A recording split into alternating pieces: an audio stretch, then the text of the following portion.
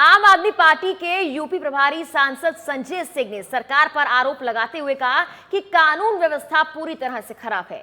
इस समय यूपी सरकार जाति विशेष के लिए काम कर रही है। इस पर हमारे संवाददाता पवन सिंह ने उनसे खास बातचीत की है।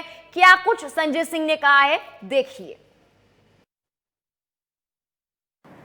हम आप पार्टी के सांसद और उत्तर प्रदेश प्रभारी संजय सिंह के साथ बैठे हैं और आपने एक सवाल उठाया था कि राष्ट्रपति को अयोध्या में क्यों नहीं बुलाया गया। उस पर बहुत सारे सवाल खड़े हो गए उत्तर प्रदेश सरकार पे, और हमारे साथ संजय सिंह हैं। हम इनसे जानते हैं कि क्या है ये जो सवाल आपने उठाया था, उस पर फिर क्या और दिक्कत हुई। और देखिए, मुझे लगता है कि जो मैंने सवाल उठाया था वो बहुत जायज़ सवाल था, और मैंने सिर्फ इतना कहा था कि भाई जब राज्यपाल महामहिम राज्यपाल को बुलाया गया तो महामहिम राष्ट्रपति को क्यों नहीं बुलाया गया, इसमें क्या गलत मैंने पूछ दिया। और उसके बाद से तमाम समाज के लोगों ने मुझे फ़ोन किया, वो चाहे पाल समाज के हों, निषाद समाज के हों, कुर्मी समाज के हों, मौर्य समाज के हों, और उन सब ने एक ही बात कही कि उत्तर प्रदेश में ठाकुरों की सरकार चल रही है, एक जाति की सरकार चल रही है। वो लोकतंत्र के लिए ठीक नहीं है, वो इस देश के संविधान के लिए ठीक नहीं है। एक जाति का कोई राज्य नहीं हो सकता। स्पेशल टास्क फोर्स यहाँ बनी है, उसको लोग कहते हैं स्पेशल ठाकुर फोर्स है, लोगों को चुन चुन के मार रही है। तो मुझे लगता है कि आज ये जवाब देने का वक्त है योगी सरकार के लिए कि कितने डीएम, कितने एसपी, कितने थानेदार, कितने एसडीएम आपने निषाद लगाए, पाल लगाए, कुर्मी लगाए, मौर्य लगाए, कितने लोगों को लगाया। कई बार ऐसा सवाल आया है उस पर उत्तर प्रदेश मुख्यमंत्री ने कई बार कहा कि वो संत हैं और वो जो है सबके लिए हैं और बाकी काम जो करते हैं उस जनता के लिए ही करते हैं। तो संत हैं तो फिर मुख्यमंत्री क्यों बने हुए हैं? संत ही करें फिर। भाई हमको तो नहीं लगता कोई संत और मुख्यमंत्री बना होगा।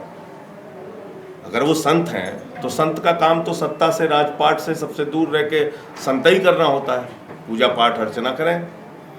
अभी एक नया सवाल आया है उत्तर प्रदेश की सियासत में, वो राम जन्मभूमि के बाद, इसके बाद से समाजवादी पार्टी और मायावती ने सवाल खड़ा किया है कि वो परशुराम को जो है अपना इष्ट मानेंगे और उनकी मूर्ति बनाएंगे, और इसके बाद अगर उनकी सरकार आएगी तो बहुत सारी। देखिए, आज हमारी पत्रकार वार्ता एक निश्चित विषय को लेकर थी, जो मैंने सवाल उठाया था, उसके बाद जो लोगों की प्रतिक्रियाएं थी उस पर थी। बाकी वो पार्टियां क्या कर रही हैं क्या नहीं कर रही हैं उस पर बाद में बोलेंगे। आज तो मेरा सवाल योगी सरकार से। एक सवाल अंतिम की सुदीक्षा भाटी की एक घटना हुई जो बड़ी घटना रही और उस पर आप गए भी थे, और इसके बाद उस पर क्या कहेंगे?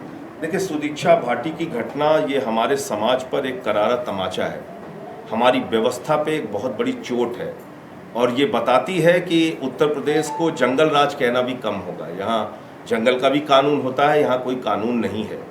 और ये कहना पड़ेगा कि आज यहाँ बहू बेटियों का घर से निकलना खतरनाक हो गया है, उनकी इज्जत मुश्किल में है।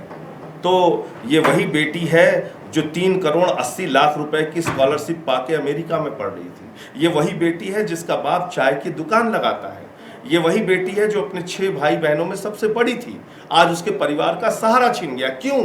गुंडा राज की वजह से, जंगल राज की वजह से।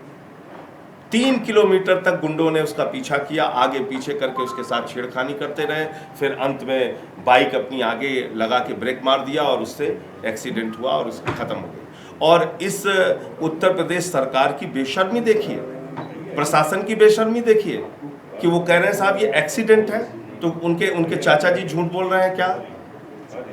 जो बच गए हैं और वो झूठ बोल रहे हैं, तो क्यों झूठ बोल रहे हैं? उनका क्या इंटरेस्ट है? क्यों झूठ बोलेंगे वो?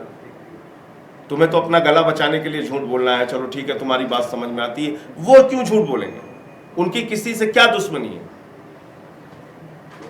तो 1 करोड़ की सम्मान राशि, सहायता राशि, और इस परिवार की शिक्षा दीक्षा की पूरी जिम्मेदारी सरकार को लेना चाहिए, और गहनता से जांच करा के जो दोषी लोग हैं उनको सख्त सजा मिले। साफ तौर पर कहना है संजय सिंह का कि यह जो घटना हो रही है पूरे उत्तर प्रदेश में, लॉ एंड ऑर्डर पूरी तरह से ध्वस्त है। उत्तर प्रदेश सरकार इसको संभाल नहीं पा रही है, स्थिति काफ़ी गंभीर है।